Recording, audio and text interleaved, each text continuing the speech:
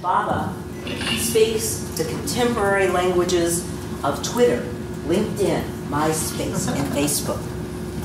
Baba speaks the more modern languages of English, French, Spanish, and Bambara, which is a language of West Africa.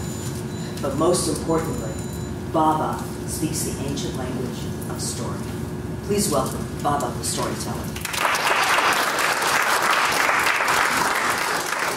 Reciprocity is important. We can't move unless we're all together. Bati bati.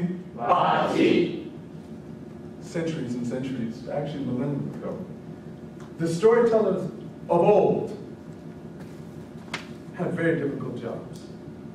Whether you talk about the Japanese ensign, whether you talk about the Akbara players of Nigeria or the griots of West Africa, no matter where you go in this world, or the troubadours, they all had a very difficult job. Their job was to master their craft. And in mastering their craft, not everyone played instruments, but in mastering their craft, they might have had to master the history of their people. They might have had to know genealogy. They might have had to know mythology and folklore. There were a lot of things. And the ancient storytellers, the bards of old, worked very hard to master their crafts. The measurement of whether or not they mastered their crafts well enough were the people. They were the people. If you mastered your crafts well enough, in most societies, you received a patron. Someone who took care of you.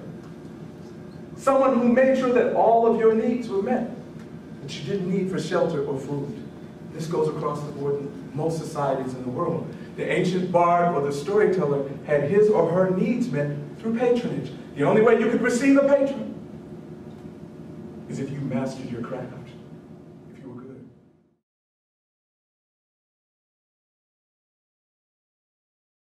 In our environment, that's short term. The definition of culture is that which we use, human beings, to sustain us in our environment.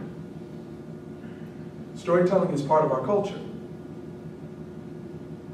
If it does not sustain you, I don't care what it is, if something in your culture does not sustain you, then it will die. It will die, which is why things in cultures are constantly shifting and changing. The 21st century bard, you cannot afford to only master your craft. You cannot afford that. When you came into this workshop, one of the first things you read was the word can't will have to be eliminated from your vocabulary, because some of the things I'm about to tell you may sound not humanly possible to do, but trust me, everyone in here can do what it is I'm about to tell you, the things you need to do in order to master not only your craft, but the business of your craft. But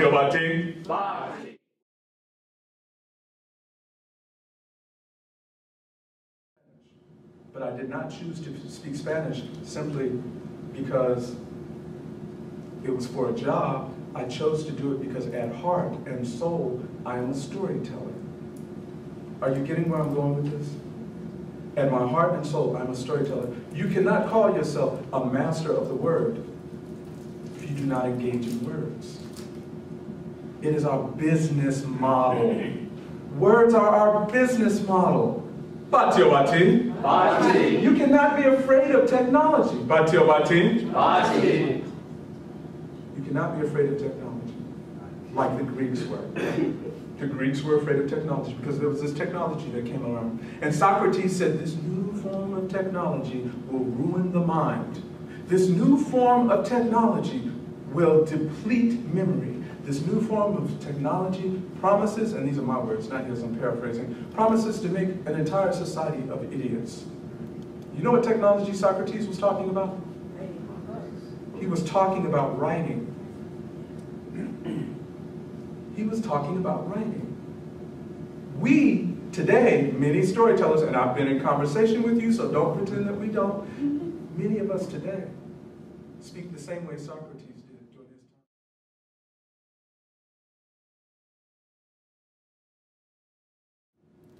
time. We have a responsibility as storytellers to communicate. because people are reaching out and they are communicating. And you have to communicate, meet them where they are. The Sufis have an old adage that I love, and it says, speak to each according to his or her understanding. You can't speak storyteller language with people who are not storytellers. You have to bring yourself to their language. That's why I became multilingual. That's one of the main reasons I did. I became multilingual because I wanted to open myself up to other opportunities. I'm telling you things you have to do. I told you you have to learn technology. Now I'm telling you, you must be multilingual. I don't care what language you choose, but you must be multilingual. You don't have to be fluent to the point where you're writing novels. I'm not saying that. But you have to engage other languages. And let me tell you what level this functions on, because language is a technology. Whether you want to believe this or not, language is a technology. And if you do not engage language at another level, you are not opening your mind, because we were talking about brain research a little earlier while we were up here. You are not opening your mind to the potential of fulfilling itself. You are closing off your mind to fulfilling its true potential. You must learn another language. Yes? I can't remember what writer said it, but he said, to learn a different language is to acquire a new soul. Bati o bati. I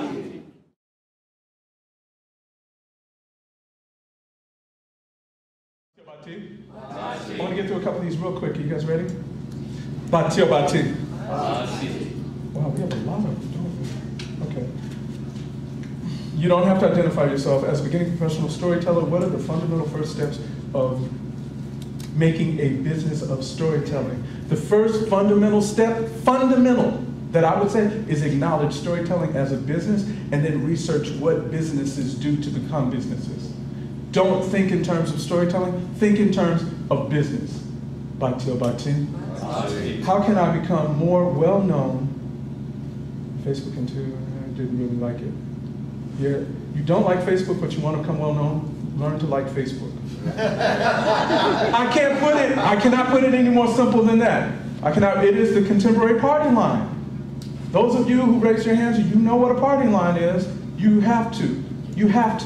I get friends from all over the world. Whenever I travel to another country, I collect friends and they stay with me. I've had people give me bookings who met me on Facebook.